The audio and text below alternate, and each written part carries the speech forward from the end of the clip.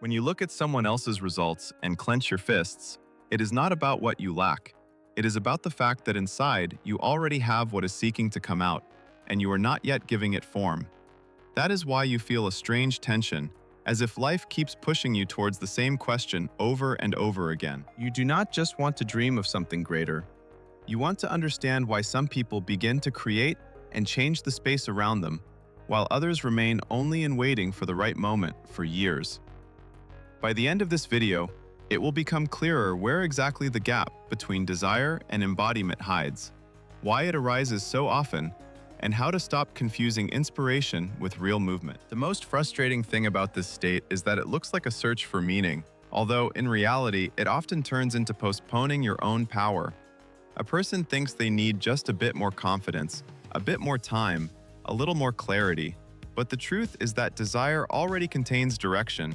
If you truly want something, it is not a random whim, but a signal that within you there is already a readiness to create. That is why it is so important not to devalue your aspirations. What draws you to a certain idea, task, or change often coincides with what other people need. You may not see the whole picture yet, but this inner call rarely appears for no reason.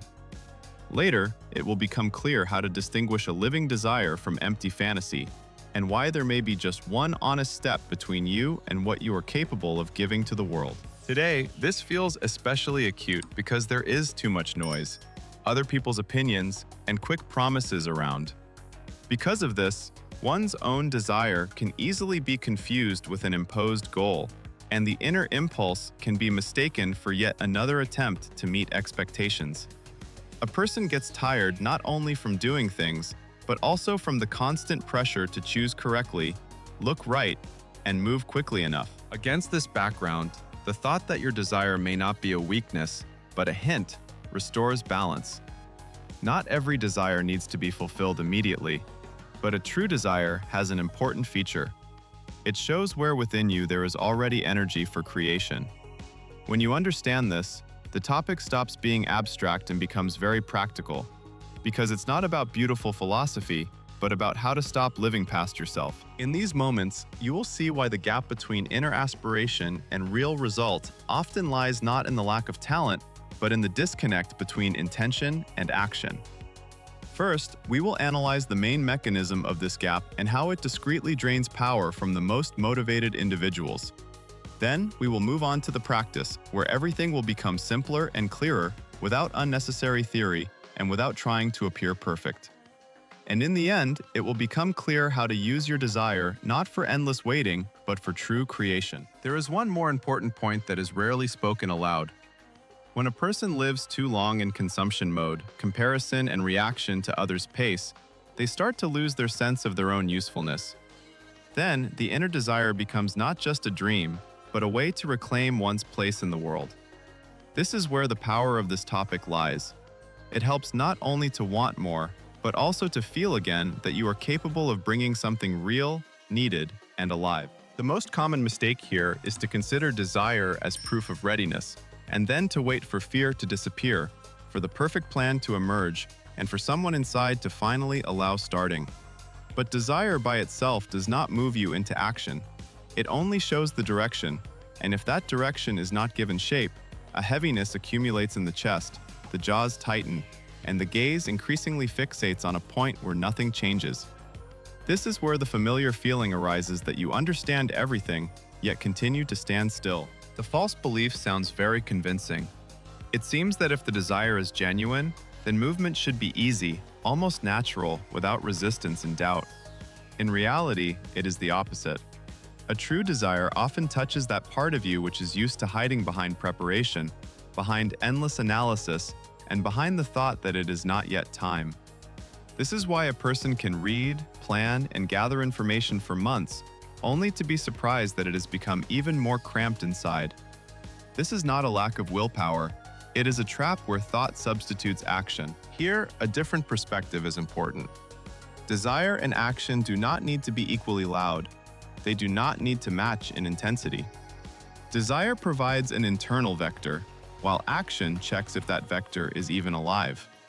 If you want to write a book, but only limit yourself to notes in your head, you do not discover what exactly longs to come out of you. If you feel a pull to help others, but constantly explain to yourself that first you need to be perfect, the world does not receive what is already ready to pass through you. Balance is not about constantly burning. Balance is about not betraying the impulse with your own justifications. Look at a person who has been saying for years that they want to start their own business. They may be smart, observant, even highly motivated, but each time choose yet another course, another table, another clarification. Inside, they already have tension, while outside, a neat imitation of movement. And they are not tired from work. They are tired of themselves because every day they confirm the same internal lie, that readiness needs to be earned, not manifested. Or another example, a manager who is used to solving everything alone feels that the team is waiting for clarity from them, but instead of a specific solution, they ponder over options for a long time to avoid disappointing anyone. They call it responsibility, although in fact, they often protect their image as a person who keeps everything under control. As a result, the project stalls not because of a lack of competence, but due to the fear of making a choice that will be visible to others. This is where the turnaround occurs. Your desire does not require perfect conditions. It requires honest contact with reality. It does not promise that it will be easy, but it shows where you cease to be just an observer of your own life. When you start to treat desire as raw material and action as a test of its vitality, the illusion that you need to feel everything first before you start living disappears. Life is usually arranged in the opposite way. First, you take a step, and only then does the body stop tensing, the breath becomes even, and a feeling emerges within you that you have finally stopped arguing with yourself. Try to start not with a big plan, but with 60 seconds of honest movement. Take one idea that has been sitting in your head for a long time and describe, within a minute, what exactly you want to give to the world through it. Not as a beautiful dream, but as a specific result that another person can see. Often at this moment, the fog disappears because the desire stops being a cloud and becomes a form. This is how the minimal step works, when you do not promise yourself a new life, but simply translate the inner impulse into the first visible trace. This is important also because a big idea is frightening precisely because of its vagueness. As long as it lives only in your head, it seems too heavy, too broad, too distant. But when you reduce it to one small action, your body stops resisting so much. You may notice your back straightening, your fingers moving faster, and a more even rhythm appearing in your chest. Not because the problem is solved, but because you have finally stopped facing it formlessly. For an ordinary day, this looks very simple. You open notes, a draft, a document, or correspondence with yourself, and leave the first trace of what you want to create on one page. Not a perfect text, not a finished product, but a living beginning that already exists outside your head. How to integrate this into chaos?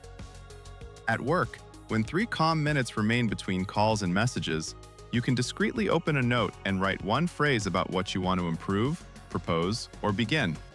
No one around will notice that you are not just checking your screen, but are returning your direction. It works on the road too, when you are sitting in a vehicle or standing in line, and instead of the usual scrolling through your feed, you keep your attention on one internal question while your fingers relax, your shoulders drop slightly, and your breathing becomes deeper and quieter.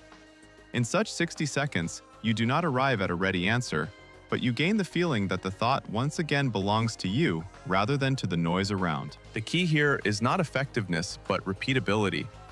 One small contact with the idea in the real world works better than a long promised leap because it restores trust between you and your own desire.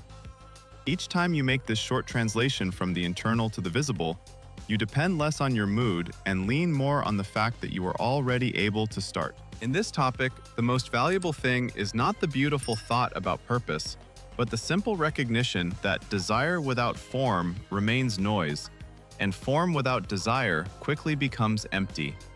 When you start to treat your inner impulse not as a fantasy, but as a hint of what can be useful to others, much falls into place.